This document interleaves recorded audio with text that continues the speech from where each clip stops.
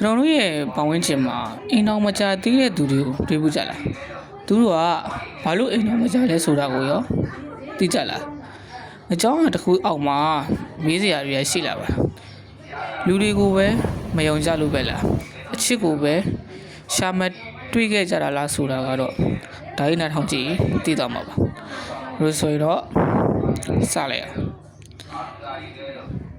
တခါတော့ငါတဲ့လူငယ်လေးတယောက်ကလည်းအဖိုးတယောက်ကိုဖေးဘူးတယ်အဖိုးကအေး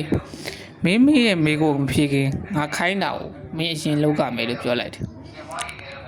လူငယ်လေးကိုပြောင်းမှုခင်းနဲ့တွားခိုင်းပြီးတော့အကောင်းဆုံးဆိုတဲ့ပြောင်းမှုယူလာခဲ့လို့ပြောလိုက်တယ်လူငယ်လေးကပြောင်းမှုခင်းနဲ့ရောက်ချင်းပဲအကောင်းဆုံးဆိုတဲ့ပြောင်းမှုကိုတွေ့ပြီးဆိုပြီးတော့ပြောင်းမှုတစ်ခုဆွဲနှုတ်လိုက်တယ်ပြောင်းခင်းနဲ့ကပြောင်းမှုတွေအကုန်လုံးကကောင်းနေတော့ဘယ်ဟာအကောင်းဆုံးမှန်းသူမခွဲနိုင်ခဲ့ဘူးအဲ့ဒါနဲ့အဖိုးစီပြန်သွားပြီးတော့ဘယ်ဟာအကောင်းဆုံးမှန်းမသေးကြလို့မယူခဲ့ဘူးလို့ပြောလိုက်တယ်အိမ်တော်မကြတဲ့အဓိကအကြောင်းရင်းတစ်ခုကအကောင်းဆုံးနေတဲ့အကောင်းဆုံးတွေကိုရွေးနေနေဘယ်မှမရလိုက်တာလည်းဖြစ်နိုင်ပါတယ်အဲ့ပြီးတော့အဖိုးကတဲ့လူငယ်လေးကိုနောက်တစ်ခေါက်သွားပြီးတော့အဲ့ထက်ကပြောင်းမှုတစ်ခုပဲယူခဲ့လိုက်လို့ပြောလိုက်တယ်လူငယ်လေးကပြောင်းခင်းတဲ့ရောက်တော့ဘာမှစဉ်းစားမနေတော့ပဲတွေ့တဲ့ပြောင်းမှုတစ်ခုနှုတ်ပြီးတော့ပြန်လာခဲ့တယ်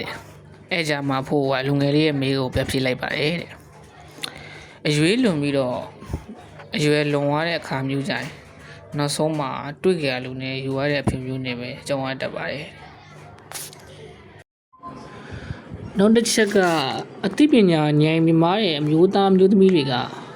အိမ်တော်မကြတတ်ပါဘူးလေ။ဘာလို့လဲဆိုတော့သူတို့ရဲ့စဉ်းစားတွေးခေါ်နိုင်စွမ်းကအခြားသူတွေထက်ပိုမြင့်တယ်လို့ယူဆလို့ရပါတယ်တဲ့။ဉာဏ်နိုင်မားတဲ့အမျိုးသားမျိုးသမီးတွေကအိမ်တော်ကြတာပိုပြီးတော့မြန်တတ်ပါတယ်။အချစ်တဲ့စာရင်ကို